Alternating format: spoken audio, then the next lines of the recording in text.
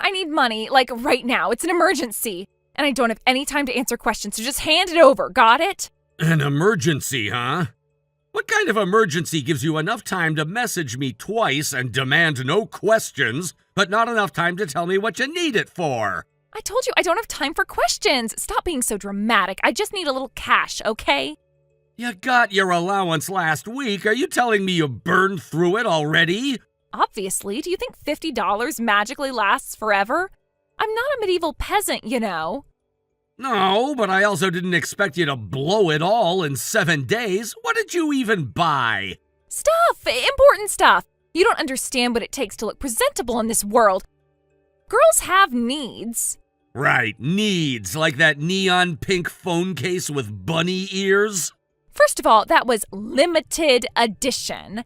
Second, you're just mad because you don't know how to accessorize. Or maybe I'm mad because while Mom's budgeting groceries and Dad's applying to any company that has a job opening, you're acting like you're on some reality show. Don't even start with Dad. He's the reason we're being forced to live like this. If he hadn't let his stupid company go bankrupt, we wouldn't be poor. That's incredibly unfair. He didn't let anything happen. The company collapsed. He's doing everything he can to get back on his feet. Like he really cared. He'd take literally any job. Convenience store, janitor, whatever. That's what real men do when their family's starving. Chloe, are you hearing yourself right now? Yes, and I sound and look amazing. I just thought maybe someone in this house should start speaking the truth. How about you start by contributing for once? Get a part-time job. Everyone in your class has one. Excuse me, do I look like someone who flips burgers? I'm allergic to grease and polyester. Then I guess you're allergic to being useful. Oh, wow. Okay. Coming from the guy lounging around in university pretending he's better than us? Pretending? I'm studying and working part-time. I pay for my own textbooks. And I give my wages to help cover the bills. Wait, you give your money to Mom and Dad? That's actually the dumbest thing I've ever heard. It's called being part of a family. You should try it sometime. Nope, I've got a better plan. I'm going to find a rich guy with a fat wallet and a weak spine. Then I'll never have to think about budgets or responsibility or any of that crap ever again. Charming. You make gold digging sound like a noble profession. Thank you. I'll be sipping sparkling water in a penthouse while you're still crying over rent. Just make sure your prince has a solid prenup. He'll need it. You're just jealous. No girl would ever date someone as boring and uptight as you. And no decent guy would willingly sign up for a walking disaster like you. I'm done. You're just trying to kill my vibe. I need beauty sleep. Beauty sleep won't fix your attitude. Whatever, peasant. Good night. Good night, your royal delusion.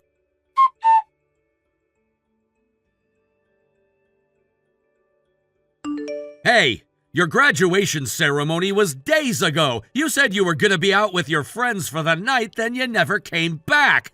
God knows you're never gonna be able to support yourself, and as much as I don't want to live with you, I'd rather you not become homeless. So, when are you coming back home? As if. I'm not coming back to that boring house ever again. I've moved on, Will. I'm living the dream now. That's not an answer. Where are you, Chloe? Mom's been worried sick. She's been checking your room like you might materialize out of thin air. Oh my God, tell her to relax. I'm fine. I'm with my boyfriend now. We're living together. It's been amazing. You're... what? Since when are you living with someone? Since I realized I don't need permission to be happy. His place is super cozy and he takes care of everything. I barely have to lift a finger. Chloe, be serious. Where are you living and who is this guy? His name's Naoya, and he's loaded. Like he earns $1,300 a month. Isn't that insane? $1,300? That's what you're bragging about? Yeah, that's a ton of money. You're just jealous because you're stuck being a student. Chloe, I make that much working part-time while going to university. That's not exactly a luxury salary.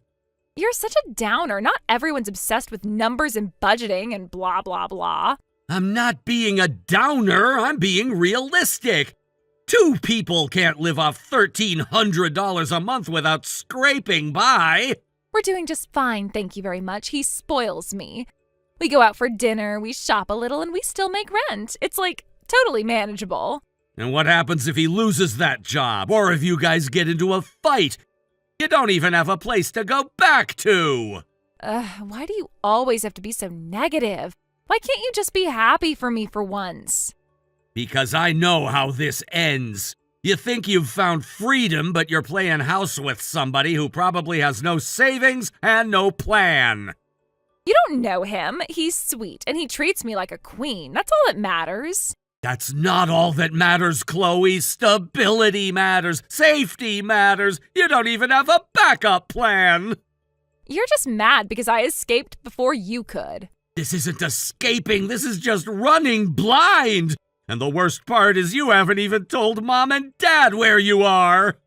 Because they'd freak out. You think they'd throw us a housewarming party or something? No, but if something happened to you, no one would know where to find you. That's not independence, that's recklessness. I don't need babysitting, Will. I'm not 12. Then act like it. Send them your address. At the very least, give them some way to contact you that isn't just waiting for you to show up out of the blue. Fine. I'll send them something. Happy now? Not really, but it's a start. I swear, you're like a walking warning label. Caution, will may cause premature aging. And you're like a glitter-covered red flag. I just want you to have a future that doesn't implode. Well, I'm busy living in the present, thank you very much. Now go be boring somewhere else. Just be careful, that's all I'm saying. Whatever, we're going shopping. Text you never. That's the most Chloe thing you could have possibly said.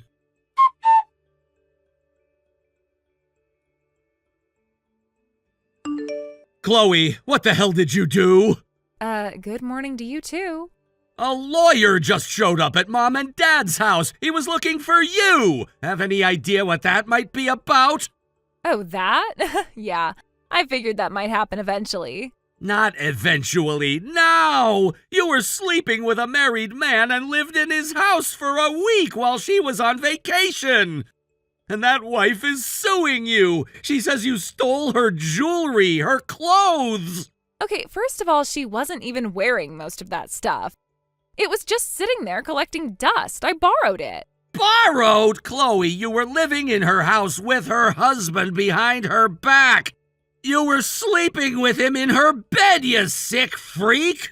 Yeah, and whose fault is that? Maybe she should have taken better care of her man if she didn't want to be replaced.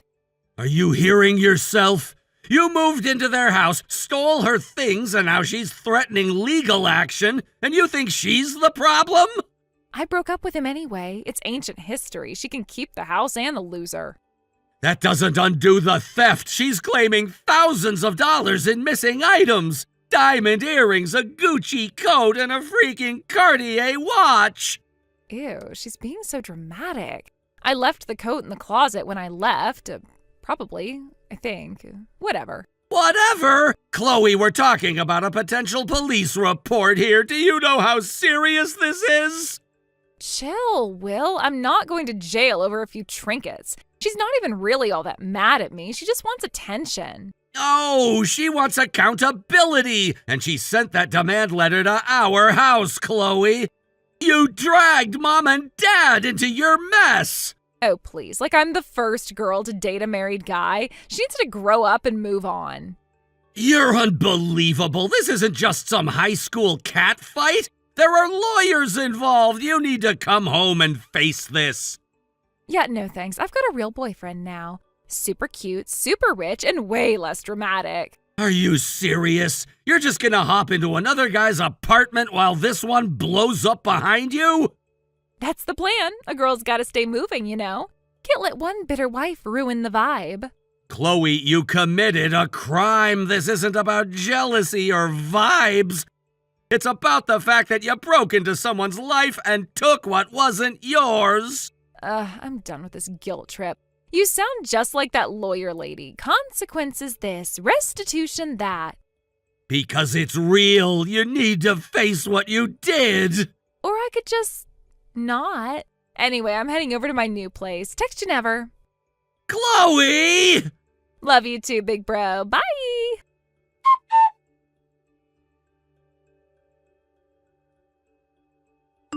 Will, what the hell is going on? I just got to the house and some random couple is living there. Why didn't anyone tell me we moved? Because we didn't want to deal with your meltdown, Chloe, and clearly we were right. Seriously? Where's Mom? Where's Dad? Where the hell are you? Gone. We left months ago. Are you kidding me? You just gave away our house without telling me? No, we sold the house. Big difference, and we did it because of you. Me? How is this my fault? Maybe because your little relationship with that married guy ended with his wife threatening to sue you into oblivion. Or because she sent a lawyer after you for stealing her designer bags and jewelry. That was like months ago. I thought she was bluffing. She wasn't. And when the demands started piling up and you disappeared, someone had to deal with it. So you sold the house just like that? You can't be serious. We didn't have another option. The legal threats were getting worse, and Mom was terrified it would all go public. What drama queens. It's not like I killed anyone. She just wanted attention because her husband picked someone younger. Chloe, you lived in their home, you stole her stuff, and then you acted like it was nothing. That woman had every right to be furious. Oh, please. Maybe if she wasn't so boring and frumpy, he wouldn't have needed someone like me. I've never in my life met anyone as morally bereft as you. What? I'm just telling the truth. If she'd kept him happy, I wouldn't have even been in the picture. You're unbelievable. Mom cried when she handed over the keys. Dad couldn't even finish packing his workshop. But sure, keep pretending you're the victim. It's not my fault you guys are so dramatic. So what if I made a few mistakes? You didn't have to sell the house over it. No, we chose to. Because unlike you, we actually take responsibility for family. You vanished, Chloe. We had no idea where you were. But your mess landed on our doorstep, so we cleaned it up. So now what? You're just living somewhere random without me? Pretty much. Wow, nice. Glad to know I've been officially disowned. You disowned yourself. We were just dumb enough to cover your debt. Where's the new place? I'm on the train now. Just tell me and I'll head over. No, screw you, Chloe. Seriously? Seriously, you don't get to destroy everything we had and then just waltz into our new lives like nothing happened. You're being ridiculous. You're seriously going to leave me stranded? No, you stranded yourself. We're just finally choosing not to rescue you this time. That's low, Will, even for you. You know what's low? Watching your parents give up their home because their daughter couldn't return a stolen necklace. This conversation's over. Unbelievable. Believe it. Actions have consequences, Chloe. You're just lucky we paid yours for you.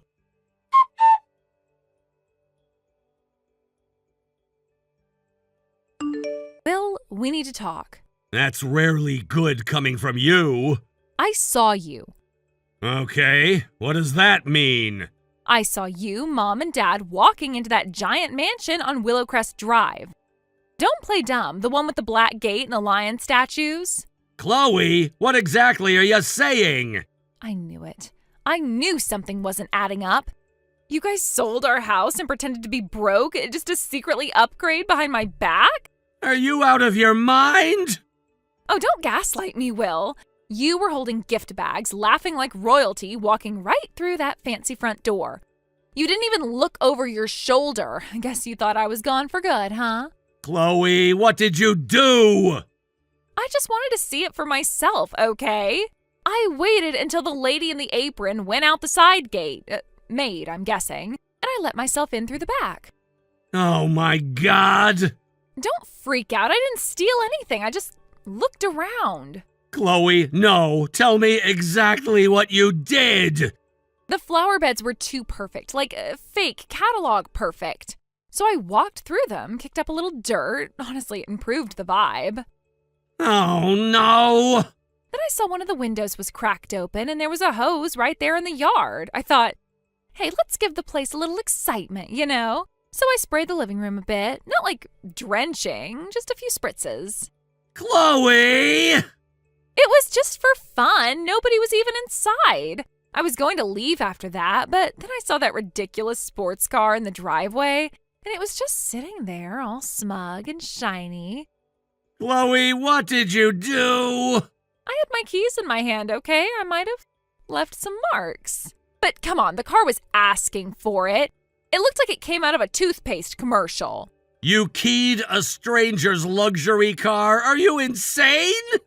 Don't act like it's a big deal. You guys live there. I was just making a statement. We don't live there! Oh, stop it.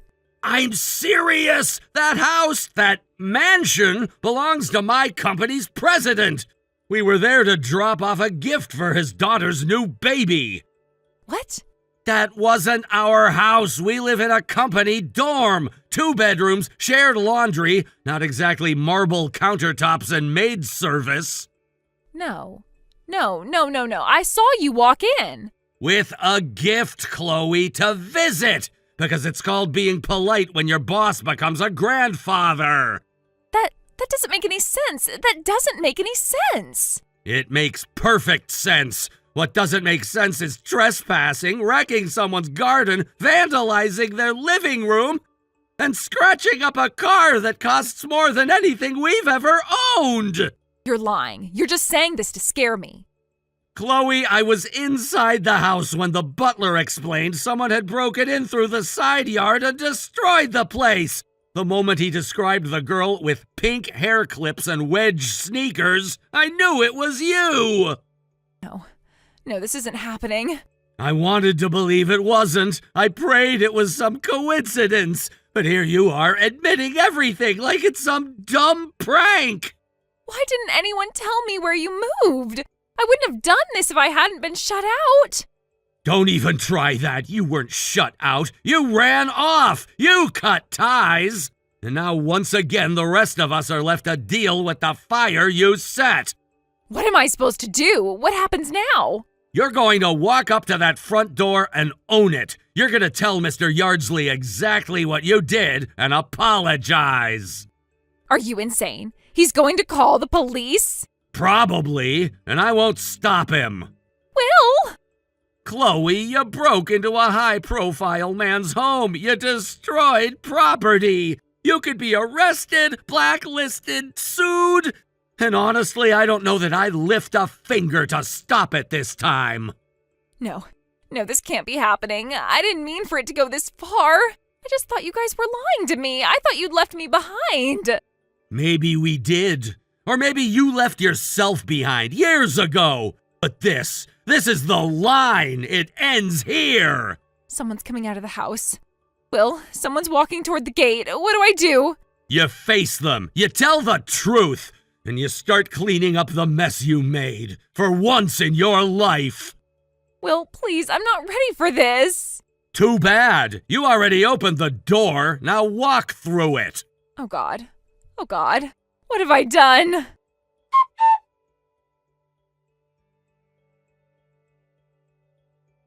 We got there as fast as we could. Dad was pale the entire drive, and Mom wouldn't stop shaking.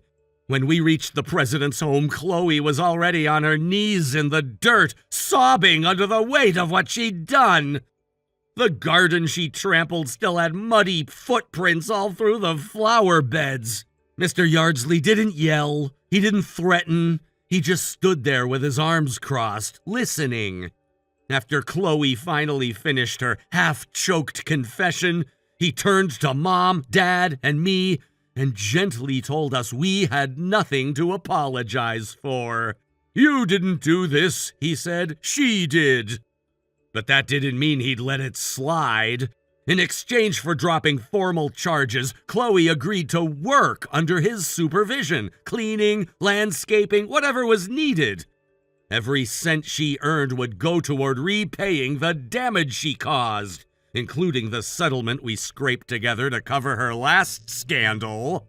She hasn't contacted us since. No messages, no calls. Just cold, silent bank transfers every month, always on time. It's not closure, not really, but it's something. Maybe, in her own way, she's finally learning what responsibility feels like. Thank you for watching. Please subscribe and hit the like button.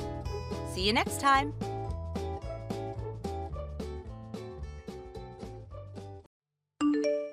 Hi, how are you doing, Sean? Huh? Who are you? Oh my gosh, you mean you forgot your own mother just after 5 years? Huh? Don't tell me your mom! Yes, I'm your mom. I'm glad your number hasn't changed since when you were in middle school.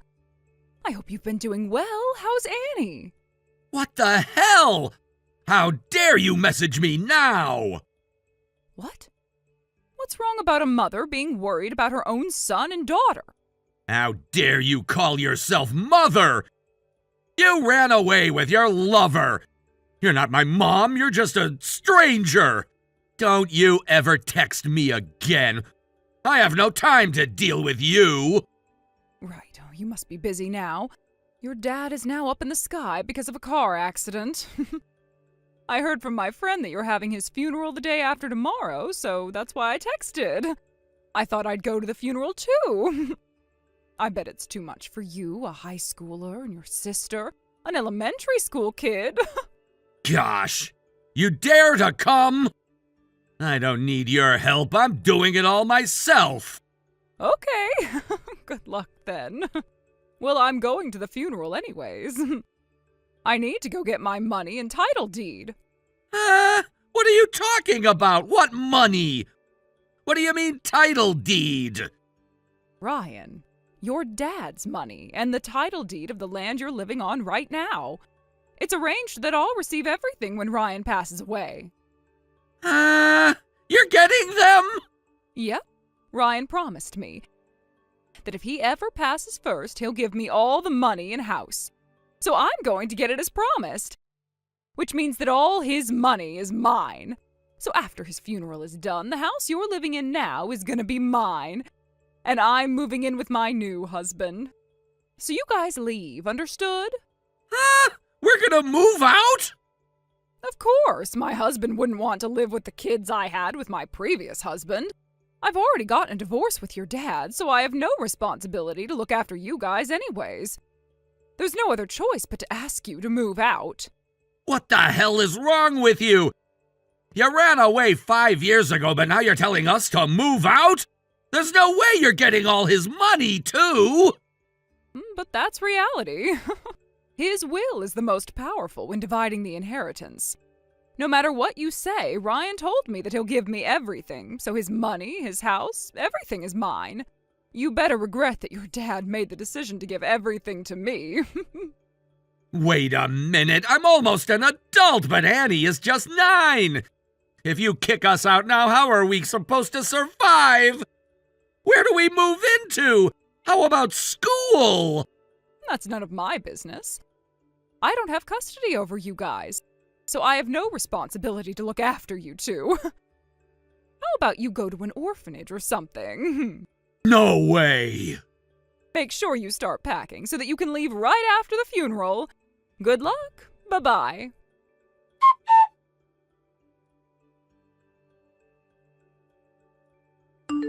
I'm sorry for messaging you so late in the night.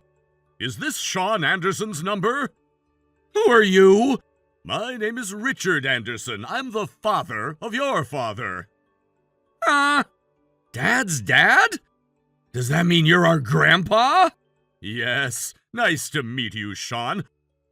I'm very sorry for your loss. I'm sorry I couldn't reach out to you until this time. I knew your number for a while, but I didn't have the courage to. No, wait a minute.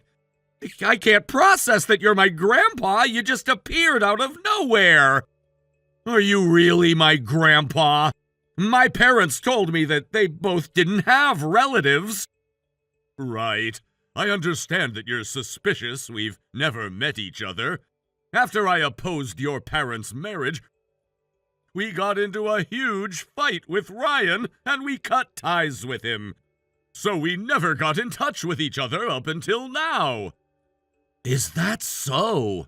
When you and your sister were born, he let us know. But since then, we never got in touch. To my embarrassment, I just found out that he got a divorce today. I'm very sorry I couldn't be any help when you were in need. Oh, it's fine. It's not your fault that my parents got a divorce. Don't worry about it. Thank you, Sean. Although it might be too late to ask, would you allow us to be your guardian? Huh? You have lost your parents and it's just the two of you now. It will be a hard journey to make a living and to go to school if you don't have a guardian. So I would like to ask if my wife and I could be your guardian. Let us help you when you need someone to depend on and support you financially. Are you serious? Yes, of course. I want to be a help because I haven't been able to do anything for you up until now. We are elderly, but we do have a decent amount of savings and income. So you can ask us anything. Then, I'm sorry, but can I ask you something? Can you let Annie move in with you? And if possible, I would like you to be my guarantor so that I can rent a room. What? What do you mean? You're renting a room? But how about the house you're living in right now? You don't have to leave the house you're used to living in. Actually, my mom messaged me suddenly today, and she told me that she was promised by Dad that she'll get all his inheritance.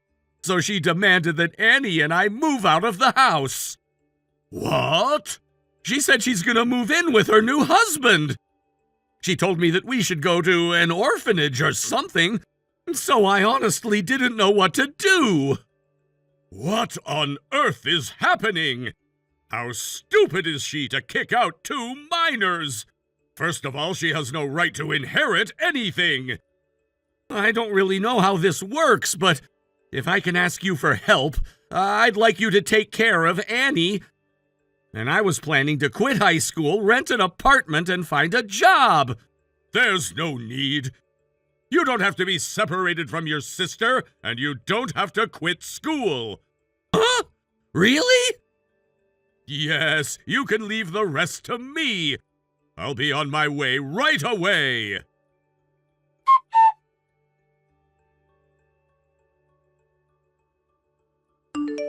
Hey, Sean, who are the people standing at the door? I came just for this, but they shut me out. What's going on? Hello, Tina. I'm Ryan's father, Richard. It's been a while. Huh? Isn't this Sean's number? I'm borrowing his phone right now. Let me answer in his place. The people at the door are security guards. They're from my company where I'm the CEO, and I asked for their assistance today. It seems like a tramp is trying to deceive my precious grandchildren. Huh? It's none of your business, mister. This is about me and my son. Can a stranger like you not get involved? There's no way I'm a stranger to this matter. I'm their grandfather. Deceiving minors to get their house and money. What on earth are you thinking, miss? Huh? I'm not trying to deceive them. The wife is just inheriting stuff from her husband. What is wrong about that? You're already divorced. You're no longer his wife. What right do you have? Unless you have his written will, the only people who have the right to receive inheritance are Sean and Annie. His ex-wife has no right to inherit anything. How about you go study the law? I'm telling you, Ryan promised to me that he'll give me everything. Isn't it his will? The money, the house, everything is mine. Then give me proof that Ryan said so. His written will, a letter, or a voice recording. If you have any, let me see it. Huh? I don't have any. But he promised me. I see. You don't have any proof, but he promised you, so you're taking everything. Would you dare to say that at court? Huh? If you don't take that back, in order to protect my grandchildren's rights, I have no other choice but to file a court case making a claim for abatement. I don't have any proof, but he made a verbal promise to give me all the inheritance before we got a divorce. So I'll keep all the money and house to myself and kick the kids out. I'll have you say that in front of the judge in court. I know how many lawyers I can ask for assistance from. Huh? You're even planning to bring this case to court? How much are you going to get involved in this? I told you that a stranger like you shouldn't butt in. I am Sean and Annie's grandfather, so I'm no stranger. You've already gotten a divorce and have no custody over them, so you're the stranger here. If you're going to keep making a fuss, we will sue you. I advise you to run away now and withdraw from this matter. I can't just say yes now. We already made plans to move into the house. We're done moving out from our previous house. We also quit our jobs thinking we'd inherit the money.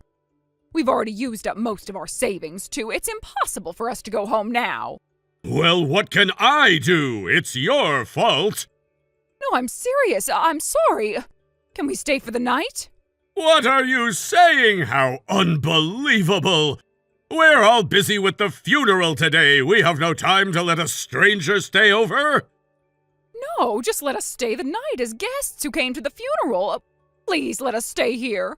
Only his family is invited to Ryan's funeral. If you're not part of the family, please leave.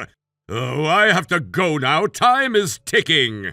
Wait a minute. Oh, please wait. Don't kick me out.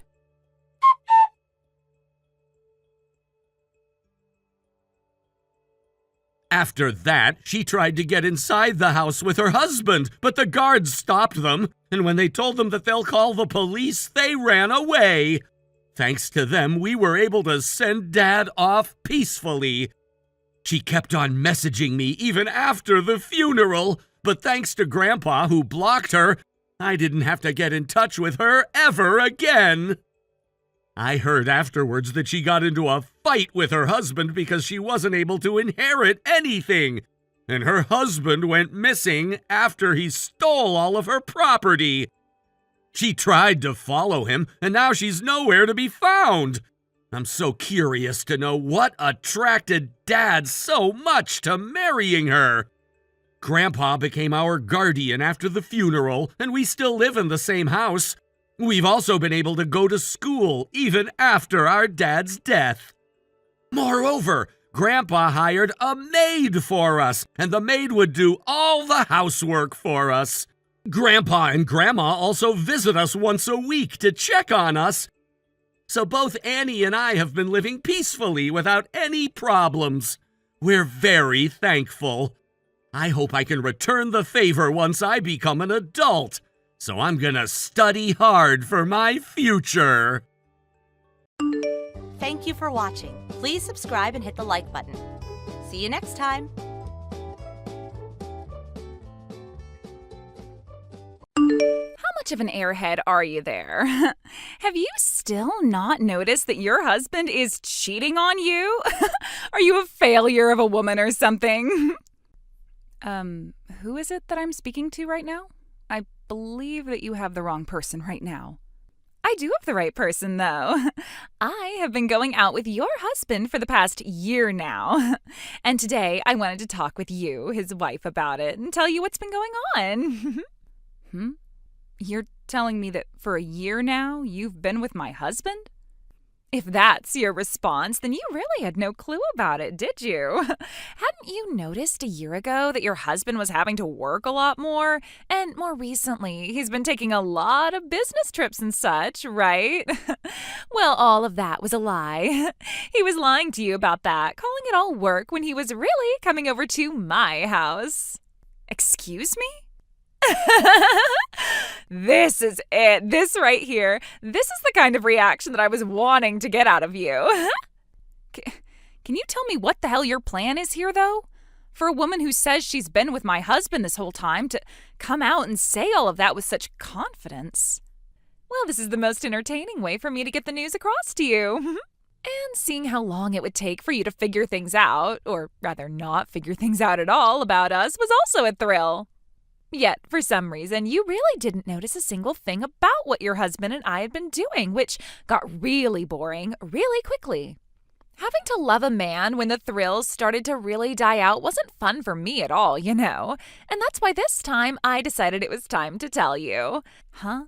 I had been purposefully dropping an earring or two in his car, as well as things like some cosmetics of mine, and I made sure he didn't do anything to try and hide all of those things from you, yet you were still not catching on. I wanted to date your husband having the knowledge that his wife knew about it the whole time. I see. You have the type of character that I don't seem to understand one bit. So how are you feeling now after that news flash?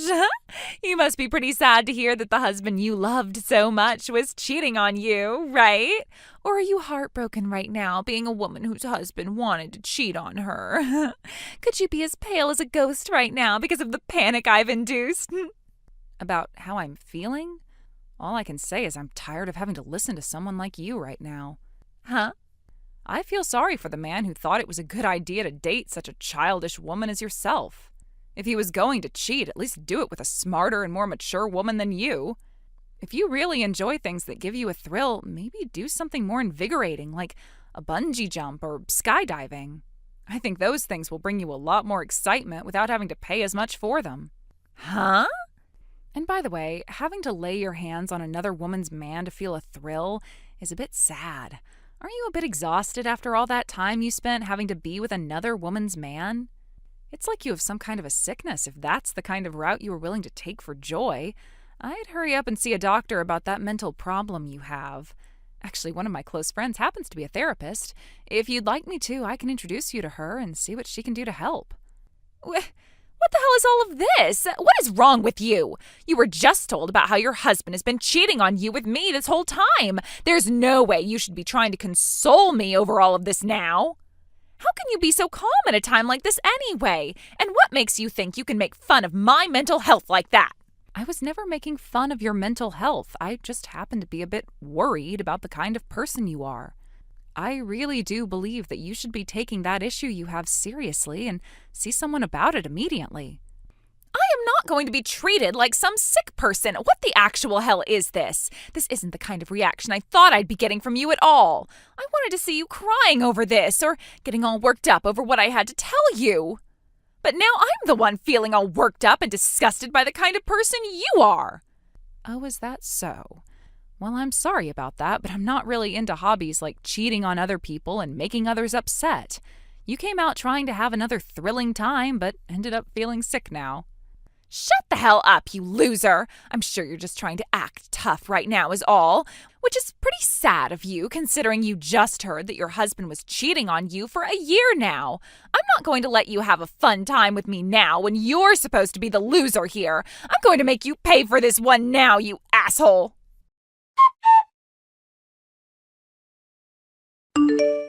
Long time since we last talked, Brooke. I have something I've been wanting to ask you, actually. Do you have a moment to talk with me right now? Oh, hey, Douglas. Been a while, hasn't it? I think the last time we actually were talking to one another was last year, right? It's been a long time, it seems, right? But I guess that was just a little over a year ago now, back when we had the memorial for my brother. I can't believe it's been 3 years since he passed away now. Right. Time has really flown by on us, hasn't it? So anyway, what was it you wanted to ask about? Actually, I was wondering if there's any money left over from my brother still. I think there is, and I wanted to know if you'd be all right with giving us half of that money. What? It's been 3 years now since he passed away, right? But you still haven't gone out and found a job for yourself. That has to mean he left behind enough money to support you for 3 years, and that there must be a bunch more remaining, right? Considering he was my older brother, I'm sure he put in a lot of money making sure he had the best life insurance on himself, right? Why exactly do you want half of the money he left behind for me? Are you in a bit of financial trouble or something? That's right. Right now I'm in a very serious pickle when it comes to money. There are 3 kids now in my family, right? As they continue to grow older and older, they need me to have more money. And that's led to our family finances being pretty rough. Considering the current recession we're going through, both my wife's and my income has gone down as well. Oh, I didn't know that. Which is why I kind of wanted to ask if you could help us out a little. Before my brother went and passed away in that car accident, he was always spoiling my kids.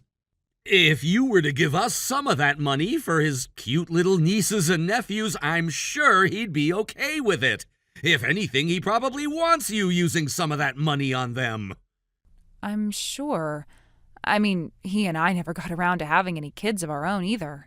Because of that, he was always spoiling your 3 kids. So, from now on, how about you send us $3,000 a month? I would hate to have you give us half of whatever you have left from him in one go. So, if you can start sending us little by little every month, that would be great. Hold on a second. You need $3,000 a month from me? I'm sure you don't know about this, but kids take up a lot of the family finances. You're not struggling at all right now and have all that money from my brother, so why not, right? I understand that I have some money left from him, but it's not as much as you think. I'm sorry, but I don't think I'm going to be able to help you out much. What did you say? The money he left me after that accident was something very important to me, and so I've planned to use it sparingly over the next decade or so. Another thing about me is I'm actually working from home right now, so I was never living without a job playing with his money all the time like you might have thought. Are you kidding me? I was sure you still had around $500,000 or so from him. But you know what? If you're working right now, then you don't need his money at all, right? You should actually be giving me all of it, please. What? You should be more than capable of handling yourself with your own income, right? That means you have no reason to hang on to all of his money anymore. Don't you think you should be giving it to those in need? Not at all. Why would you ever say something like that about what he's left me? Am I really being that mean? Actually, I'm saying this partially for your sake as well. What does that mean? Well, as long as you hang on to his money, you're never gonna forget about him, right? You're still young, Brooke, so you need to move on and find yourself a new man. So in order to get you to do that, we can take that money from my brother off you and use it up. Stop saying things like that. I don't plan to ever get remarried, Douglas. I want to hang on to this money he left me and think about him for the rest of my life. I'm sorry, but you need to stop asking for it now. What? If you really need some help with your financial situation, I have a good friend that could give you some assistance there. Would you like me to get you guys in touch so that you can talk about how to fix the slump you're in? Huh? I don't need to go through something as irritating as that. What the hell? I came here asking all politely and everything. You can't just keep all of his money to yourself like that.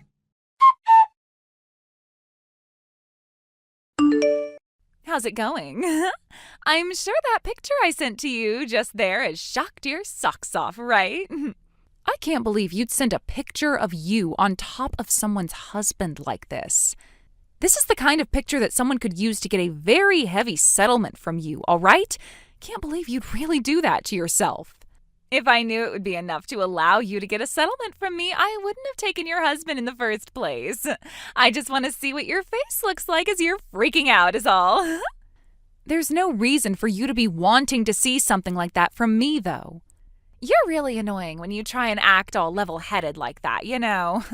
That's why I said before that I was going to make you suffer one way or another. I bet this time I've gotten on your nerves for sure, right? Seeing the husband that you've loved for so long, letting me take him for a spin. I bet you're never going to be able to see him the same way again, right? Not sure what you mean. Huh? Actually, I've been taking a really good look at this picture of you two. I never thought I'd see a man look so displeased with having a woman doing cowgirl on him. And for some reason, you're also looking like you're not enjoying it. Huh? Stop trying to act like a tough guy here. Just suck it up and tell me right now how much it hurts to see your husband doing another woman. Start crying your eyes out right now and tell me how much it kills you to see a picture of the two of us together. I'm not acting like a tough guy, though. If anything, I'm feeling even more fed up with you as a person. It really makes me worry for mankind when there are people like you who don't care about the risks anymore and only want to see others hurt. Excuse me? Are you aware that if I held that picture as evidence and where to get a settlement from you, it could be for as much as $100,000? Did you really prepare for something like a settlement, all to just watch me cry a little? Actually, are seeing my tears and hearing me cry worth $100,000 to you? If that's how much my tears go for, I'm happy to hear that. I will try my best to start shedding some tears here, so let's start with a $5,000 tear, all right? How dare you try and use this as a way to make money? Do you really call yourself his wife by doing that? What makes you think you can just sit there and take all of this when the woman your husband has been cheating on you with is actively making fun of you? I want you to start crying and begging for me to stop right now. You see, the thing is, my husband has been dead for 3 years now. What? So you can ask me to cry all you want, but I'm not going to be crying because I'm hurt. I'll be crying to make some of that sweet money you're going to give. By the way, the man in that picture isn't my husband, so I'm really not sure what I should be getting upset about here. What? Are you not Douglas's wife? But when I looked in his phone, he had you there. And beside your name in parentheses was the word wife. So that's how Douglas has my name put down in his phone? Well, I happen to be his sister-in-law. In other words, I'm his older brother's wife. What? So just to be sure, I'll say this one more time. I am not his wife. You've had the wrong person this whole time, like I'd said at the start. What? But now you have me thinking about how he's been cheating on his wife the whole time. I never thought the day would come where I am seeing my brother-in-law completely naked having sex with a stranger. Now it's going to be a lot harder for me to look at him as family. I don't think the image of his small penis is going to ever be leaving my head. You're joking. Why did I make this mistake? I assumed you were his wife this whole time. Hey, don't worry, all right? I promise to go ahead and tell his wife next for you. What? I wouldn't want you to have to go through that whole performance you've done with me again, so I'll let her know that you've been with her husband and show her this very interesting picture as well. I'll make sure to tell her who you are as well. And I'll introduce her to a really good lawyer that I know as well for you. Huh? Wait a second, please. Why would you be showing her to a lawyer you know? Don't do anything unnecessary right now. Did you know that Douglas's wife is a really close friend of mine? When my husband has passed away, she was the one who stood closest to me, making sure everything was fine in my life. And that is why I'm not going to let you off the hook here. If you're going to go through all of that in order to make Douglas's wife feel bad, then at least be prepared for all the outcomes as well. No way. And now that you got me involved in all this due to your own mistakes, you're going to have to pay for that. Anywho, thank you for all this wonderful evidence.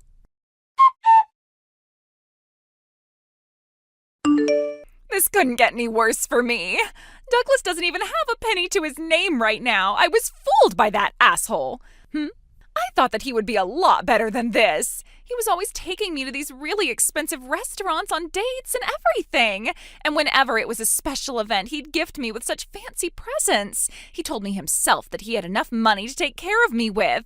But now he's telling me that he has nothing in his savings and that I need to pay for his settlement to his wife as well. He's trying to make me pay for everything. Really? He's not even able to pay that settlement? He told me that all of his money is having to go to his wife in the divorce thanks to his 3 kids he never told me about either. Which means he doesn't have any money to pay the settlement now, which doesn't even make sense when I told him I had all this debt, which he said he'd be able to pay off for me. You're in debt? Then that would mean he wanted all that money I received from his brother to help you pay that all off. Wait, what? A little while back, he came to me begging for the money my deceased husband left me with. He told me that his finances back home were not great and asked me to support him. But when I went and spoke to his wife about it, she said they were totally fine financially and that he was just trying to scam me. They're both working anyway, and his wife is pulling in over $100,000 a year. What? His wife is making that kind of money each year? which is why she said they didn't need the help. I'm sure now that Douglas just wanted to help with your debt and pay for more dates. And based on the current recession, his income has taken a bit of a hit, but not his wife's income. No frickin' way! His income is in trouble now, too? Yeah, that's what his wife told me. She gave him some advice to change jobs and such, but he just kept fighting her over it, thinking that she had no place to talk down to him about his job, even though she wasn't. Which is really sad to think about now, because during that time, he probably was always yelling back at her because he was cheating. No way. I really thought that he was working for this super large company making a lot of money there. He always told me he was making a lot every month and that he had hundreds of thousands in his savings. That's why I was serious about stealing him from his wife and didn't mind things like a settlement and such. Well, to him, he was just into you for the fun of it. No, I can't believe the man that told me he had so much money and loved me was lying. And to think he wanted to use his dead brother's money to cheat? He really is a pile of crap. Even someone like myself is shocked to hear that now. But hey, can you make sure not to throw him away now? To me, I think you both are meant for each other, belonging to the same dump and all. You would make for a great couple. Huh? So now that you've had this little chat, good luck with your boyfriend. Please make sure to support one another and to both take responsibility for all the trouble you've both caused. Now, that will be all from me. Goodbye.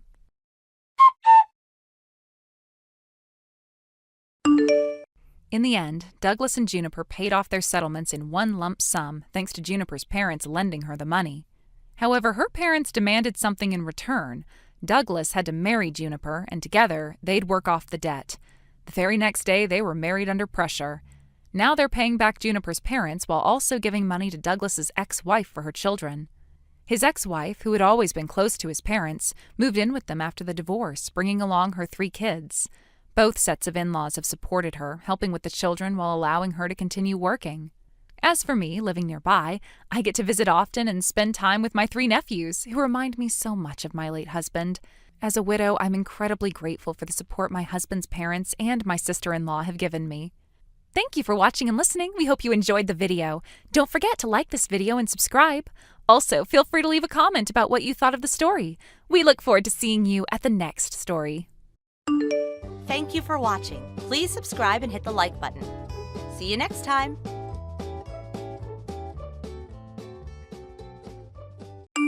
Hey, Grace, I need you to borrow a complete futon set and a baby crib from your parents and have them set up in the guest room. I need it done by today. What? You know your family has a guest futon, right? Plus your sister-in-law who lives nearby has an unused baby crib. I think that's the case, but why the sudden request? Sasha, my sister, just got divorced. Wait, divorce? So does that mean she's leaving with a baby? The baby crib is for her child? That's exactly right. However, my parents have grandma who needs constant care, and the environment isn't suitable for a 2-month-old baby, so we decided to take care of them at our place instead. How long do you expect this arrangement to last? How long do you mean?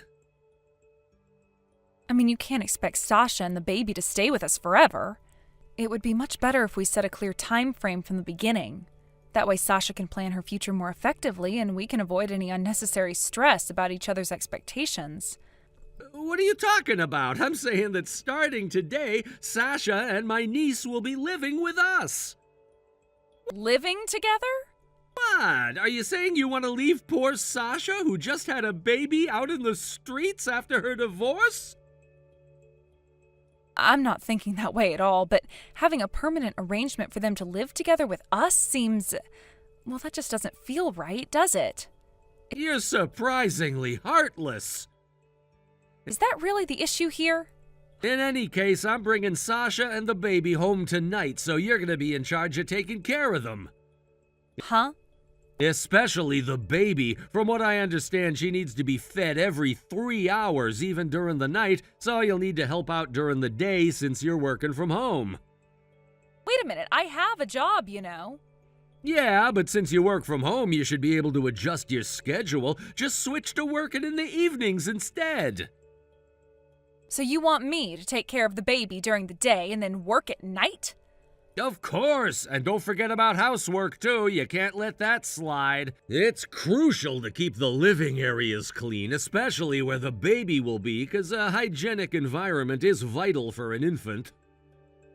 So what you're essentially saying is that I'm expected to help with the childcare, manage all the housework, and work all at the same time, leaving me with absolutely no time to rest? That sounds completely overwhelming. That's something you'll have to figure out on your own. If you can't manage your time, that's just your own shortcoming. Do you not really see how unreasonable that sounds? I mean, it's not like I'm a superhuman who can handle everything at once without a break. Anyway, I'm bringing Sasha and the baby back tonight, so I expect you to be ready for them. Make sure everything's in place. What if I can't handle everything? What if I get overwhelmed? That's not my problem. You should have thought about that before making any decisions. You can handle it. You just need to organize your time better. Do you not realize how demanding this will be? Taking care of a newborn is a full-time job on its own. Well, it looks like you'll have to manage. Just keep your focus on helping Sasha. This is a tough time for her, and we need to support her.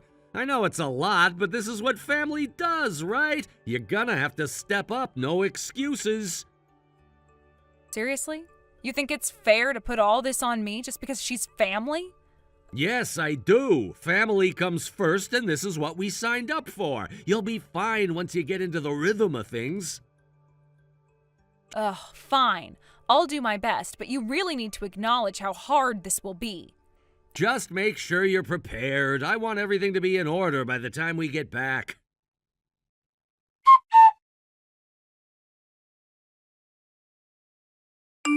Hey, Grace, it's been a while. Sasha, it really has.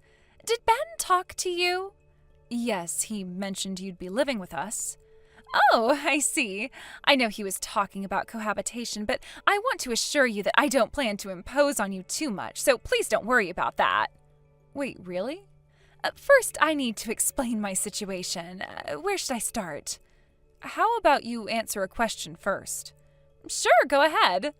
So you just got divorced while dealing with a 2-month-old baby? Is it okay if I ask why?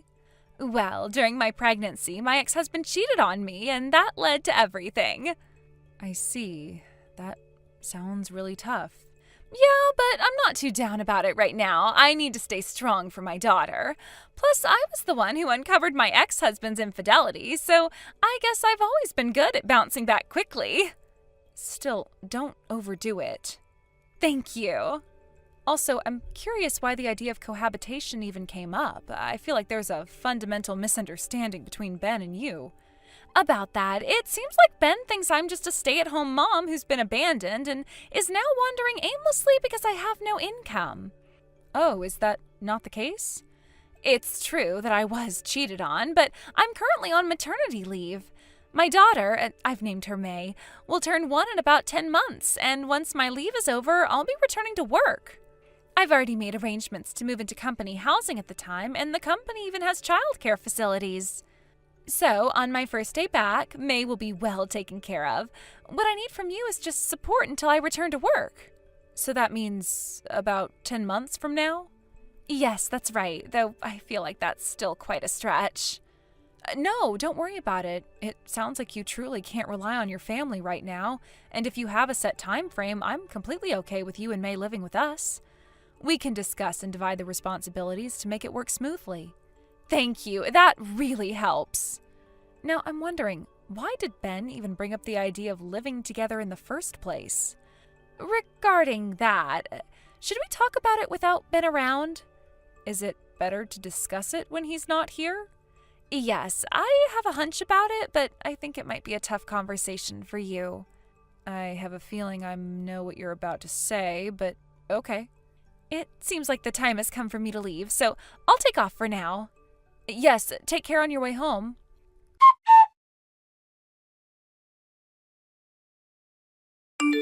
Grace, are you still out shopping right now? Yes, but I'll be heading up to check out really soon here. I'm sorry, but could I ask you to grab one last thing for me? What's that? May only has 2 more diapers left because I kind of forgot to buy more last time. Understood. You want the same ones as last time, right? Yes, those will do. I'm sorry about this, Grace. I came with my car, so this won't be a problem for me at all. Thank you so much.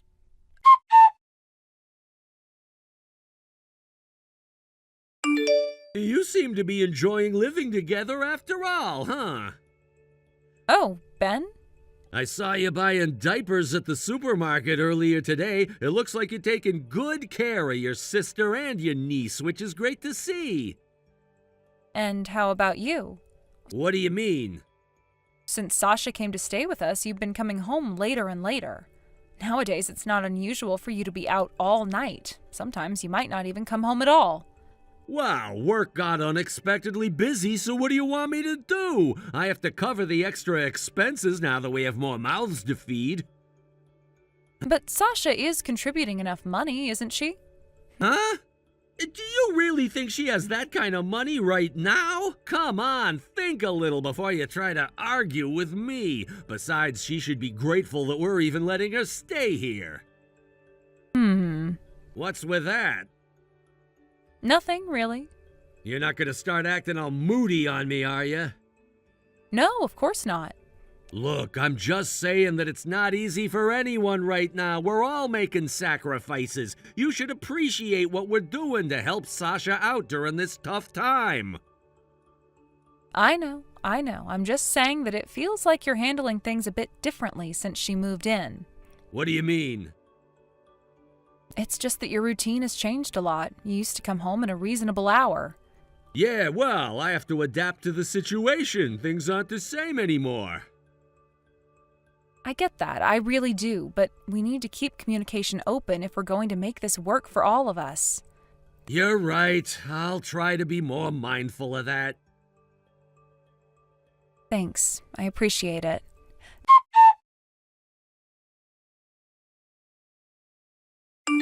Grace, I have wonderful news. What is it? I'll be able to move into my new place next month. Wow, that took a lot less time than I thought it would. That's right. One of the employees is moving overseas for work and will be taking his whole entire family with him. And since that place will be opening up now, I can move into there. I see. Well, I suppose things like that can also happen. I know that I'm still off work for some time, but they said I can still live in that place. I'm ready to go whenever, so just let me know. Roger that. When I have a specific date picked out, I'll tell you right away. Nice. Things are about to get a lot more intense.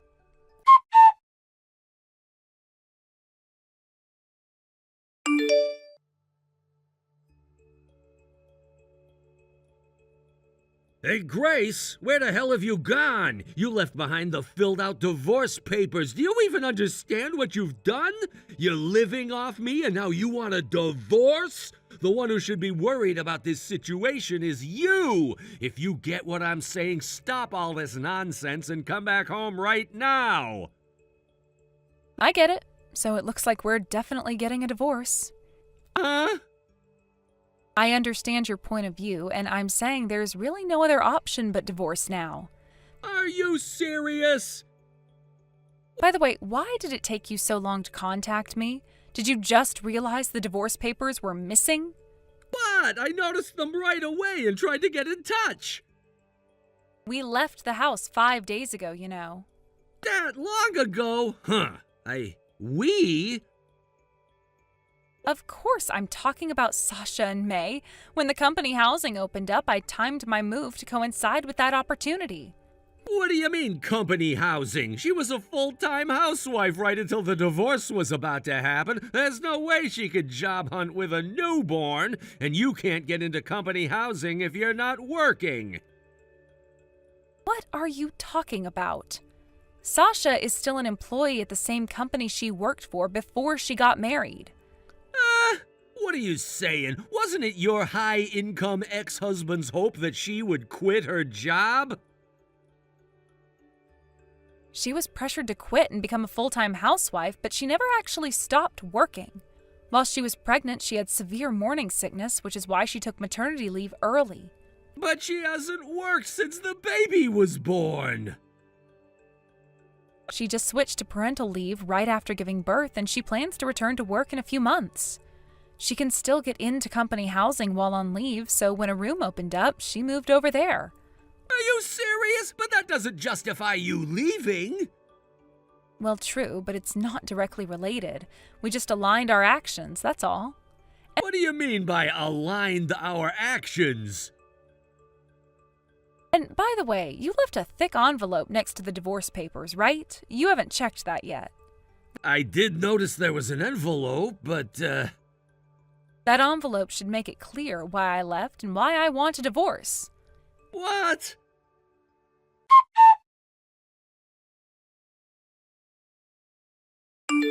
When did you find out? Is it safe to say you figured it out after seeing the contents of that envelope? The report from the private investigator about the affair? You must have realized there was another woman in my life, so you decided to hire them, right? When did you notice? How long have you known? I think it was about a month before Sasha came to stay with us. Wait, what? And by the way, Sasha knew about your infidelity, too. What? How could she possibly know? How do you think? Honestly, you really are quite oblivious to what's going on around you. Oblivious? What are you talking about? You forgot that Sasha and I graduated from the same high school? We were in different grades, but we were still there together. Now that you mention it... Your affair partner, Cassidy, is a classmate of Sasha's and also a junior in my club. Wait, what? She was the kind of girl who always stood out for the wrong reasons, so it was only a matter of time before news about her made its way to us. No way. Plus, the fact that you suddenly decided to let your divorced sister move in under the pretense of providing her with a place to stay was also quite suspicious. You basically manipulated me into helping with childcare, didn't you? What? By forcing me, who has never experienced childbirth, to handle an unfamiliar baby care, you were trying to create a life full of chaos, thereby diverting my attention away from you, giving you free rein to cheat without worrying. That must have been the silly thought that crossed your mind, right? Wait, no, that can't be it. Okay, sure, I haven't given birth yet, but you know my sister lives near our family home after getting married. When I was still a student and living at home, I often helped take care of my newborn nieces and nephews. I know that I can't compare to a real mom, but I do have some knowledge and experience when it comes to taking care of babies. Thanks to that, I was mentally strong enough to find out about your affair and hire a private investigator to look into it. What? Are you serious? Absolutely. I mean, while I'm not a professional, I do have some understanding of how to care for a child. I mean, I've changed diapers, given baths, and even fed them. It's not that I was completely clueless about motherhood, and knowing that gave me a sense of comfort and control when dealing with this shocking situation. So you were already prepared to handle such a situation even before it arose? In a way, yes. My sister's experiences and my time spent with my nieces and nephews allowed me to gain some insight. But what really mattered was that I cared enough to notice something was off in our relationship. So you were always on the lookout for something suspicious? Well, when your behavior changed and became more secretive, it definitely raised some red flags for me. I couldn't shake the feeling that something was wrong, and that led me to start to connect the dots. I can't believe this! I thought I was being so careful! Clearly, you underestimated both me and Sasha. You thought you could get away with it, but instead, you just exposed yourself to us. I see now. I really messed up, didn't I? Yes, you did, and now you have to deal with the consequences. This is not something I can easily forgive. But we can still work through this, right? I mean, there's still a chance for us, isn't there? You think it's that simple? After everything that's happened? I want to try. I don't want to lose you. It might be too late for that. You need to understand the weight of your actions and what they've done to our relationship. I know, I messed up. Just please give me a chance to make things right. Chance? I'll consider it, but it's going to take a lot of work on your part. I'm willing to do whatever it takes. Let's see if you can actually follow through on that.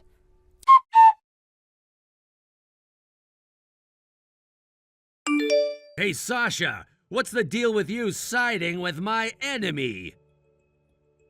Huh? What are you talking about, Ben? Just because we're family doesn't mean I'm going to support someone who cheated. What? You've gone through a divorce because of infidelity yourself, and you ended up broke from paying alimony. After all that, you're gonna make your own brother suffer the same fate? What are you saying? I'm the one who filed for alimony. Wait, what? The one who cheated was my ex-husband. He had an affair with a coworker while I was pregnant. Wait, are you serious? Did you think my divorce was because I cheated? I thought that was the case. Could you stop being so naive? Don't lump me in with that idiot who got caught cheating. I can't believe you would think that of me. Ugh.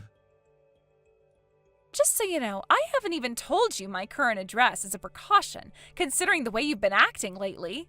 What do you mean, precaution? What are you afraid I'm gonna do? I'm going to cut ties with you completely. That's my decision, and I don't feel the need to justify it to you. Cut ties? Are you serious right now? You really don't get it, do you? I'm not wasting my energy explaining the reasons to you. It's just too much of a hassle for me. You think it's a hassle? What are you talking about? You're just gonna throw away our relationship like it means nothing? You're such a loser. Honestly, I don't even want to think of you as my brother anymore. This message is where I say goodbye forever. Sasha, wait! Oh, by the way, one last thing. About my ex-husband's affair partner? What's the point in telling me that now? You really think I care? Well, you might find this interesting. It's actually Cassidy. Huh? Cassidy? Are you serious? You've got to be kidding me. And with that, I'm really saying goodbye. What? You can't just drop something like that and leave. Why not? It's not my problem anymore. I've had enough of this toxic situation, and I am finally taking control of my life. You should try it sometime. Control of your life by cutting me off? That's your solution? It's not just about you, Ben. This is about my mental health and well-being. I've been through enough without having to deal with your nonsense. You think it's easy for me? I'm just trying to understand where you're coming from. Well, here's a hint. I am done trying to understand you. It's exhausting. I'm focusing on myself now. So what? You just want to pretend I don't exist? That's exactly what I'm doing. It's healthier for me.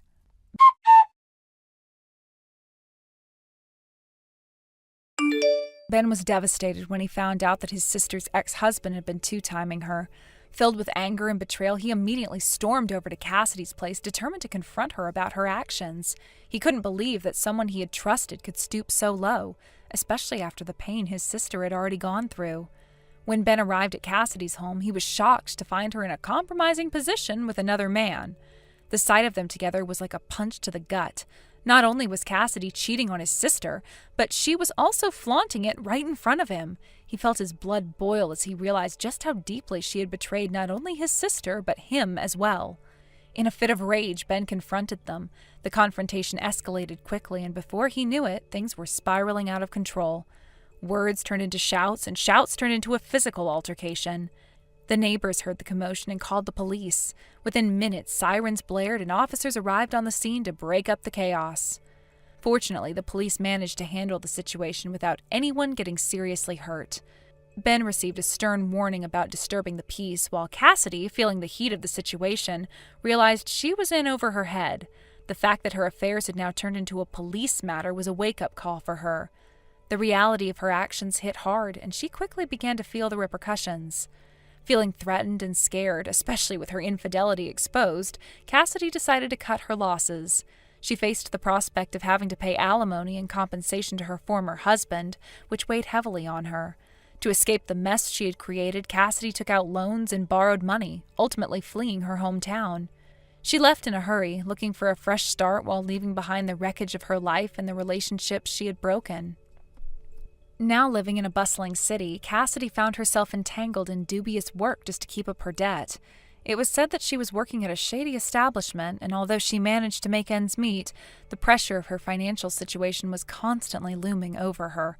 The glamorous city life wasn't what it seemed, and she realized that escaping her past didn't mean her problems had disappeared. Instead, they had followed her like a shadow, and each day was a struggle to repay her debts while managing her new, precarious lifestyle. Back in his hometown, Ben's situation was equally dire. News of the debacle had spread like wildfire, and soon everyone at his workplace was gossiping about the incident. Whispers echoed in the hallways, and Ben could feel the eyes on him as he walked into the office. The embarrassment weighed heavily on him, and he found it difficult to focus on his work amidst the judgment from his colleagues. To make matters worse, his family had decided to sever ties with him. After witnessing the fallout from the drama, they held him accountable, believing he should have intervened in a more constructive manner. They felt he had made a scene rather than resolving things discreetly. As a result, Ben was ostracized, and the support he once relied on was stripped away. The sense of isolation crept in, and he felt lost without the guidance of his family. With his savings dwindling and his self-esteem at an all-time low, Ben took drastic measures to settle his debts. He used his meager savings to pay off his part of the alimony to Sasha, hoping to rid himself of any further obligations that tied him to the past. He was willing to sacrifice his financial stability to create a clean break, desperate to start anew. But the weight of his choices bore down on him, making it difficult to see a way forward. As time went on, rumors continued to swirl about Ben. Sightings of him in a dubious establishment in the city emerged, suggesting that he had turned to a life he had previously shunned. But those stories were largely exaggerated. The truth was that he had no choice but to adapt to his new circumstances, struggling to find a foothold in a rapidly changing world. The once promising future he had envisioned for himself now felt distant and unattainable. Although the divorce between Ben and Sasha was finalized, the emotional scars remained. He didn't have the luxury of forgetting everything that had transpired. He had lost not only his sister's trust, but also the connection he had with his family. Ben felt the weight of his actions and inactions pressing down on him, shaping a future he never wanted. In the end, he found himself at a crossroads. While he had attempted to make amends with his past and set new goals for himself, the shadow of his previous relationships loomed large. He was unsure of how to rebuild his life or where to begin. And then, one faithful day, Ben spotted Cassidy slipping into a shady establishment in the city. The realization hit him like a ton of bricks. She was still in the same downward spiral, and he had somehow become intertwined in this chaos. But he knew that he had moved on from that life. He no longer had to be dragged back to the turmoil of betrayal and heartbreak. He had survived the storm, and while the scars may remain, he was determined to keep moving forward. As he watched Cassidy disappear into the establishment, he felt a mix of emotions: anger, pity, and a strange sense of closure. His divorce had been painful, but he was finally free of the chaos. He had learned valuable lessons about love, trust, and the importance of choosing the right people to have in his life. With that knowledge, he was ready to embrace whatever came next. In retrospect, Ben understood that his life was no longer defined by the mistakes of his past, but by how he chose to navigate the future. With the resolve to build and start fresh, he took a deep breath and stepped away from the shadows of his former life, ready to face a new dawn. I'm taking that high-rise condo and your elite husband who makes $130,000 a month. You annoying old hag. Disappear. Huh? Yeah, you heard me. Who exactly is this? His girlfriend, duh. My husband's girlfriend? Wait, and what's this about a condo? Yeah, that fancy high-rise condo you just bought, huh? Starting today, it's gonna be my sweet home with him. I'm completely lost. What on earth are you talking about? Come on, don't you recognize me yet? Sorry, I don't think I do. Do I really have to say it? I'm Danny. We went to middle school together. Wait, Danny? Hold on, let me think. Wow, I even introduced myself and you still don't remember? Oh, yeah, now I think I remember. You were always bragging about being the tallest girl in class, right? Yes, exactly. I was tall, model-like, super mature, and of course, stunningly gorgeous. Yep, that was me. You did have that whole thing going on. But Honestly, I've completely forgotten what your face even looks like. Excuse me? And now you, the tall girl from back then, are telling me you're my husband's girlfriend? Oh yeah, Chris is head over heels for me. Wait, Chris? Yep, he's totally ready to divorce you soon. So I packed up my stuff and came over to the high-rise, and guess what? I could just waltz right in. So from today, this place is officially mine. Chris? Yeah, your husband, Chris. My husband's name is Chris, with a C. Wait, what? Chris is my husband's older brother. Huh? Wait, what? Yeah, Chris is my brother-in-law, not my husband. Wait a minute. What? Oh, and just out of curiosity, which high-rise are you in right now? What's the room number? Tower A, 3803. Oh, right. That's where Chris lives. Wait, so the place is right? Well, yeah, you've got the right high-rise and room, I guess. Oh, well, that's a relief. Sure. Man, I swear, sometimes you really can't trust the info you pick up at these reunions. I mean, it's been pretty unreliable lately. Reunion? You mean the one from 3 months ago that I didn't attend? Yeah, one of your friends at the reunion said Ashley is going to marry the future CEO, and his salary is guaranteed to be $13,000 a month. I think I understand now. But you know what? It's fine. I mean, sure, mistaking you for Chris's wife is a bit of a blunder. But hey, I got into the high-rise suite, so that's a win for me. See ya!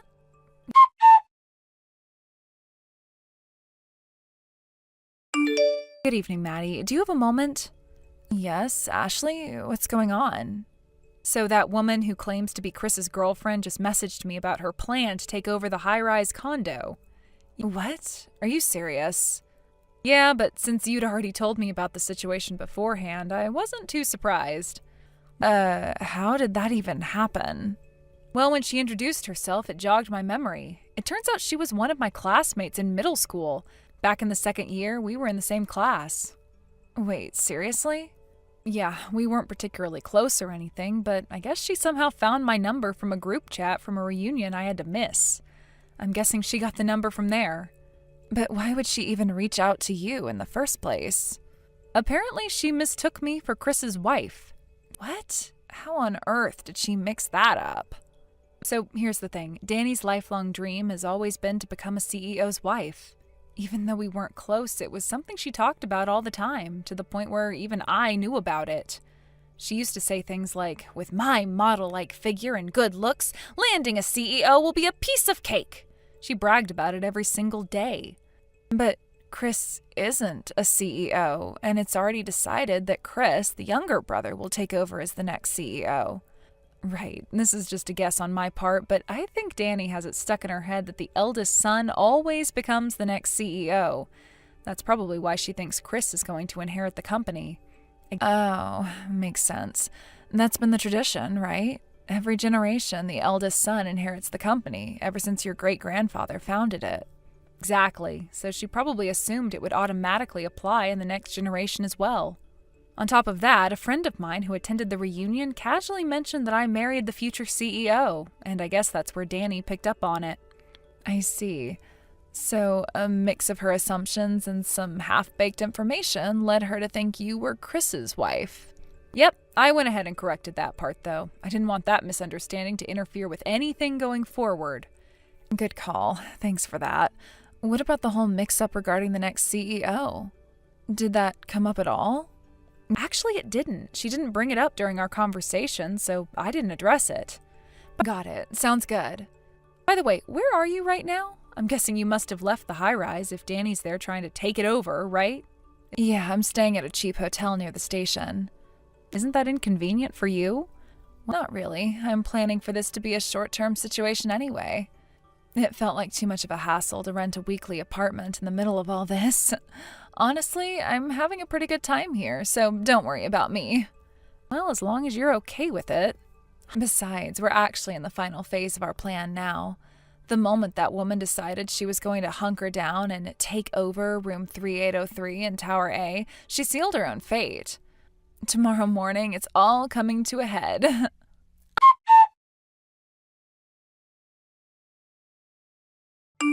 Oh, Nothing beats the morning view from the high floor of a luxury tower apartment. It'd be perfect if only Chris weren't away on his overseas business trip. Huh? Wait, do you not know? Chris isn't on a business trip, he's on an overseas assignment. What? Overseas assignment? You mean he's not coming back for a while? Well, he might return for holidays or for work, but as far as I've heard from his wife, it's probably going to be permanent. What? His wife? Why is his wife involved in him moving overseas permanently? Well, they're married after all. Chris is going to marry me. That's the whole point. We're supposed to be finalizing his divorce right now. So if anyone's going to live abroad with him, it should be me, his future wife. And hold on a second. What about this tower apartment he just bought? Isn't it a waste of money if he's planning to move overseas permanently?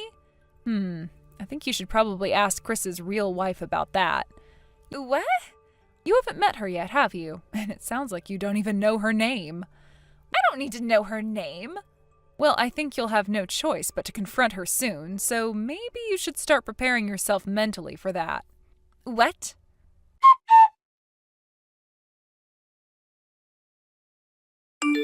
Danny, you remember me, right? Huh? Your half-sister, Maddie. What? Maddie? It's been about 10 years, hasn't it?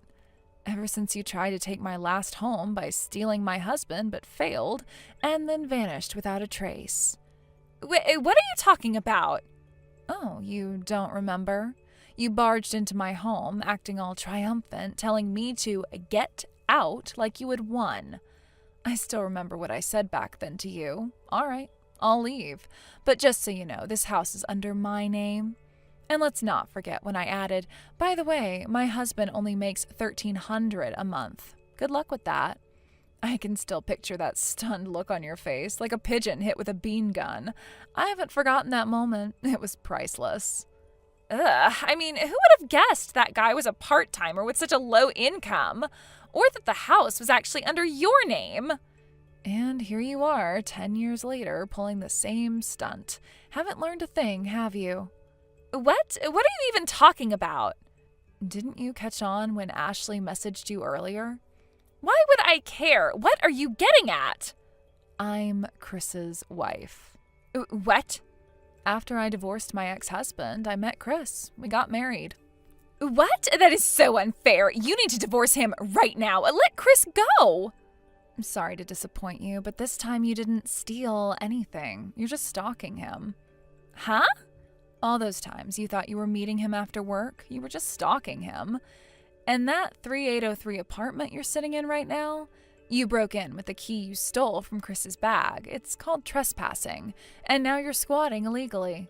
What are you talking about? Chris left his bag open so I could easily grab the key. He was doing me a favor.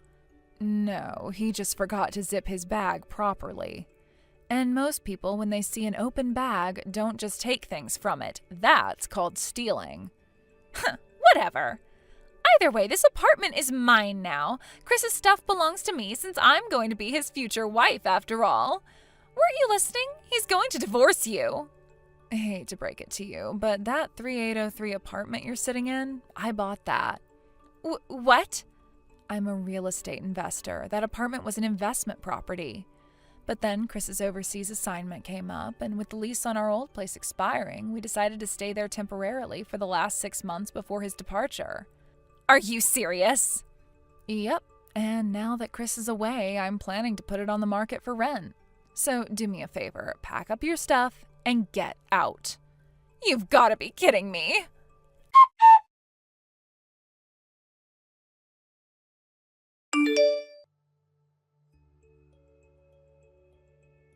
Ashley, I heard that your husband is going to be the next president of the company. Is that true? You have to let me have your husband. Honestly, I should have aimed for him from the start, but I ended up making a mistake and going after someone else. This whole situation is so confusing. As an apology for messing things up, you need to give me your husband. I knew you would say something like that. So give him to me right now. Well, I mean, it's a freebie, right? That's not impossible. With my model-like figure and stunning beauty, any man would fall head over heels for me in no time. You did mention that my husband's name is Chris, right? What? Chris? Do you really think you can take him just because you heard his name? Did you really think you can take him just because you heard his name? I don't think your choice of words was very nice, but yes, that Chris. The same one you've bullied and looked down on for ages. And it turns out that Chris is actually the son of the company president. No matter how good-looking someone might be, there's no way I could develop any romantic feelings for someone who only brings back terrible memories for me. If only I had known back then that he was the president's son. Ugh, I really messed up this time.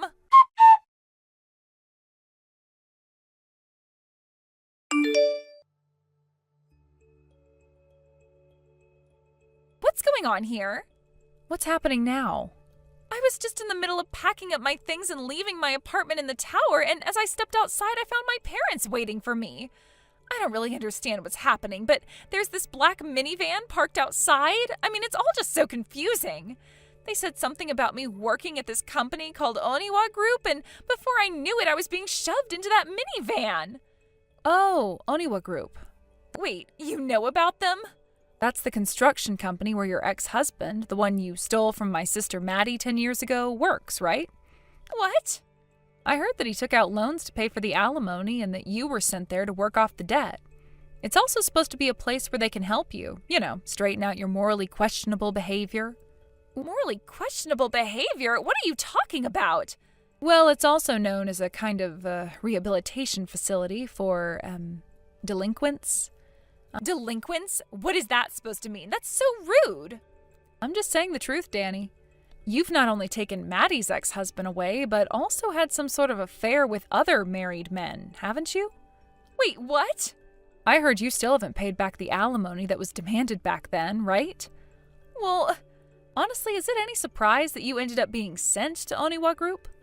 No way. What on earth am I going to have to do there? Since it's a construction company, isn't it obvious what kind of work you'll be doing? You expect me to do physical labor when I have a model-like figure and stunning beauty? Are you serious? I don't know what you expect, but if you keep getting yelled at, are you going to end up becoming muscular or something? What kind of nonsense is that? I absolutely do not want that. I'm just saying, don't come to me with this nonsense.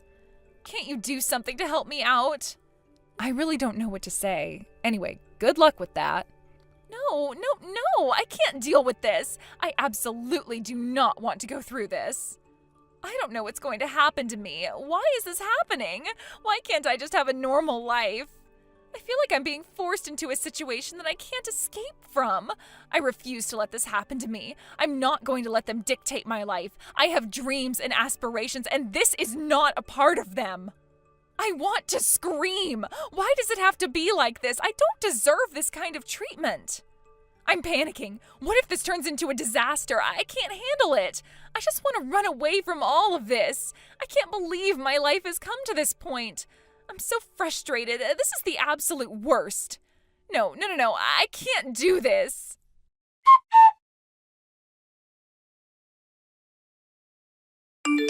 Danny, believe it or not, is already 29 years old. Her parents had reached a breaking point with her behavior and decided to give up trying to manage her. They had been neglecting her for quite a while, but when she almost landed in a situation that could have involved the police, they realized it was time for drastic measures. They arranged for her to join Oniwa Group, a construction company, in hopes that it would help her straighten out her life. Danny, however, was completely bewildered by this turn of events. Instead of stepping into her dream life as the glamorous wife of a company president, she found herself burdened with debt and forced to work at a construction site. The reality of her situation left her feeling lost and confused. "Such a job could never suit someone as dazzling as I am," she cried, throwing a fit and causing a scene. It was hard for her to accept that her life had taken such an unexpected turn. She had envisioned a life filled with luxury, elegance, and high society, but here she was, being told to work in an environment far removed from her dreams. Despite her protests and outbursts, her situation changed rapidly. In no time at all, she was captured, metaphorically speaking, and thrown into a black minivan that whisked her away to her new life. As the vehicle sped off, Danny couldn't help but feel like she was being taken to some sort of punishment. She was overwhelmed by a mix of disbelief, fear, and a deep sense of loss for the life she had envisioned for herself. Now she found herself in a reality where she had to pay off her debts from her monthly salary while enduring tough training under the guidance of strict and demanding senior colleagues. The work was physically grueling, and Danny had to sweat profusely, often struggling to catch her breath. She was quickly learning that her previous life of glamour was worlds apart from the reality of her new job. At the construction site, the atmosphere was harsh and unrelenting. The noise of machinery and the rough banter of her coworkers filled the air, creating an environment that was foreign to her. She felt out of place, surrounded by people who were focused on their labor without a care for appearances. The very thought of doing physical labor made her anxious, and she couldn't shake the feeling that she was in over her head. I remember her first day vividly. She was so overwhelmed that she could hardly focus on the tasks assigned to her. Her supervisor was a stern man who seemed to have little patience for mistakes. He barked orders at her, and she could feel the weight of his expectations pressing down on her shoulders. It was hard for her to adapt, and the physical labor was unlike anything she had ever experienced before. With each passing day, Danny realized that she had to face the situation head-on. It was no longer just about her appearance or aspirations, it was about survival. She needed to prove to herself and everyone around her that she could handle this challenge. She couldn't let her past define her future. During breaks, she often found herself sitting alone, trying to catch her breath and collect her thoughts. Her mind would drift back to the life she left behind, the parties, the glamorous outfits, and the thrill of being the center of attention. Those memories felt like a distant dream now, and she longed for the comfort and ease she once took for granted. Yet, amid the struggle, Danny began to appreciate her new way of life. The people at Oniwa Group, while rough around the edges, were honest and straightforward. They didn't care about appearances. They valued hard work and dedication. Slowly but surely, she started to build connections with her coworkers. They shared their stories, struggles, and triumphs, and she began to see them as more than just colleagues. One day, while lifting heavy planks with a fellow worker named Hiro, he caught her eye and offered a supportive smile. "You're doing great, Danny," he said, giving her a thumbs up. His encouragement felt like a small light in the darkness of her struggle. In moments like these, she started to realize that she was not alone in her journey. Hiro had his own story of challenges and hardships, and he willingly helped her learn the ropes. He showed her how to use the equipment properly, and under his guidance, she began to improve. She no longer felt like a burden, but rather a valued member of the team. Despite the hard work, Danny found herself growing stronger, both physically and mentally. The sweat that dripped from her brow was a testament to her determination to overcome the obstacles in her path. As the weeks went by, she could see the progress she was making, not just in her work, but in her confidence as well. Of course, there were still moments of despair. There were days when the exhaustion felt overwhelming and she wanted to give up. There were times when she would sit alone, tears prickling at her eyes, reflecting on the life she had left behind. She missed the glamour, the excitement, and the freedom she once enjoyed. But then she remembered why she was here. She needed to pay off her debts and find a way to turn her life around. She couldn't let her past mistakes define her. She had to push through the pain and keep moving forward. One day, after a particularly grueling week, her supervisor called her into his office. Her heart raced as she wondered if she had done something wrong. But instead of reprimanding her, he surprised her by praising her hard work and dedication. "You've come a long way, Danny," he said, a rare smile crossing his face. "Keep it up and you'll go far in this company." His words meant more to her than she could express. It was a turning point for her, a moment when she realized that she could indeed find a place for herself here. She was no longer just the girl who had stumbled into this situation. She was becoming a part of the team, a community that valued each other's efforts. As she settled into her role, she also began to think about her future. What did she really want? Was this where she wanted to stay forever? Part of her was still drawn to the life she had imagined for herself, but she knew she needed to focus on the present first. With the help of her coworkers, Danny began to learn about the construction industry. She discovered that there was more to it than just physical labor. She found herself fascinated by the projects that they worked on, the teamwork involved, and the sense of accomplishment that came with completing a job well done. Little by little, she started to feel a sense of pride in her work. She could see that she was no longer just a girl in a pretty dress. She was becoming a woman who could take charge of her life. She began to embrace her new identity and the strength that came with it. As the months went by, she continued to pay off her debts and felt a growing sense of independence. She was no longer dependent on anyone else to define her worth. She had learned to stand on her own 2 feet, and it felt exhilarating. While she still had moments of longing for her old life, she also found joy in the friendships she was forming at Oniwa Group. They would often share laughs and stories during breaks, and she felt a sense of belonging that she hadn't experienced in a long time. In the end, she realized that this unexpected turn of events had become a blessing in disguise. She was learning about resilience, hard work, and the value of genuine friendships. It was a journey that was shaping her into the person she had always wanted to be, even if it wasn't in the way she had originally envisioned. She couldn't help but wonder what the future would hold for her. Would she ever return to that glamorous life she once dreamed of? Or had she found something more fulfilling in this new path? Only time would tell, but for now, she was ready to face whatever challenges lay ahead. Through the ups and downs, she had discovered her strength, her voice, and her place in the world. And that, above all, was worth every ounce of sweat and tears. As she reflected on her journey, she realized that she was not just surviving, she was thriving. She had come to appreciate the value of hard work and the satisfaction that came with it. She was no longer just a pretty face, she was a determined woman with a strong spirit. Every morning she woke up with a renewed sense of purpose. She was ready to face the day, no matter what challenges awaited her.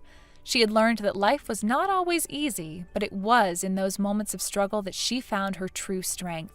In the end, she had transformed her life in ways she had never imagined. The woman who once cried over the loss of her glamorous lifestyle was now embracing the beauty of her new reality. She was learning to navigate this new world one step at a time, and she was proud of the person she was becoming. Ryan, wait a minute. What is it, Kim? Why was your ex-girlfriend Paige waiting for you at the station?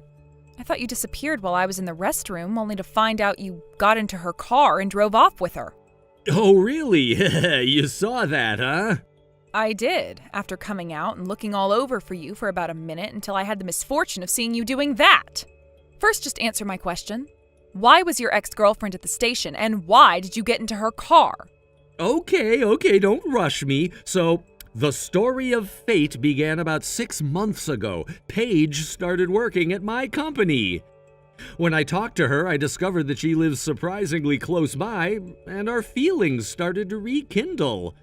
Ever since then, we've been meeting up a lot after work. So you're saying this is cheating, right? Well, that's how it looks to you, but Paige and I are genuinely in love. We're even thinking about getting married. That's why today I decided to go back home to introduce her to my mom and get her blessing. What are you talking about? If we were already divorced, then maybe it would make sense, but the order of things is all wrong. Yeah, you know my mom doesn't like you, right? Paige has always been the one my mom liked back when we were together. So when I told her I was getting back with Paige, she urged me to get divorced from you as soon as possible. So honestly, the order of things isn't right at all. What? Anyway, I'm heading home in Paige's car now. You can either go home alone or walk to my parents' house right now. The choice is yours. What kind of choices are those? Well, you could come to my parents' house with me if you want, but just know that you'll feel pretty awkward watching me and Paige being all lovey-dovey. Fine, I'll go to my own parents' house. Luckily, my family home is just one train ride away, so I'll head back there. But don't think you'll get off scot-free. Suit yourself. It's not like I care.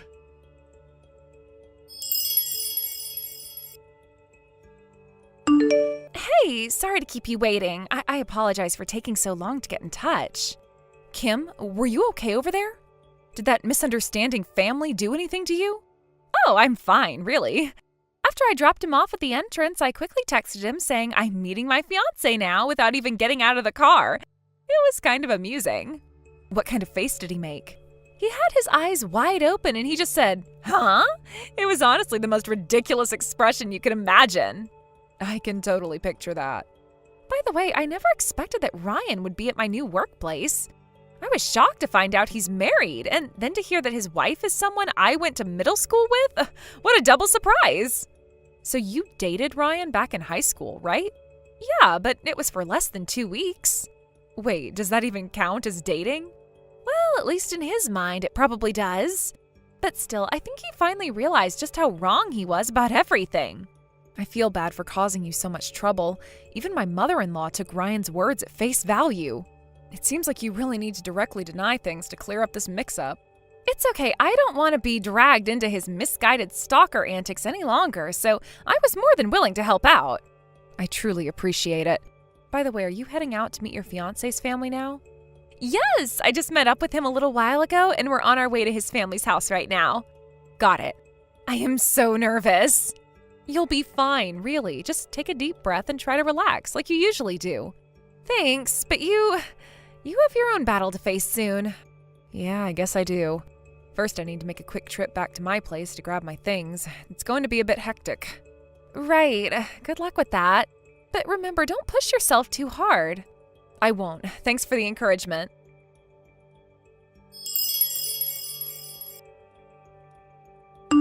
Hey, what do you think you're doing moving your stuff out of the house? Oh, I'm just back at my place now. I get that, but first you need to answer my question. Well, when you get divorced, it's usually the non-head of household who moves out, right? No, rejoice! You don't have to get divorced after all! Wait, but I thought we were going through with the divorce. What?